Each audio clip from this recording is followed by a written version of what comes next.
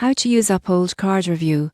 Properly beginner mistakes that cost you. The Uphold card is a convenient crypto and fad payment tool, but beginners often make mistakes that cost money or create confusion. Here's my honest review and tips for using it properly. Most people get this wrong. They don't understand currency conversions. The surprising truth is that fees can be high if you spend in different currencies without checking rates. Always review exchange options before transactions. Another common mistake is not linking the right accounts. Connecting wallets and bank accounts incorrectly can delay funding or withdrawals. Double-check account verification to avoid issues. Many users also overlook transaction limits. Uphold sets daily and monthly limits. Ignoring these can block transactions unexpectedly. Finally, beginners often skip security features. Two-factor authentication and notifications are essential to protect funds. In conclusion, using the Uphold card properly means monitoring currency conversions, linking accounts correctly,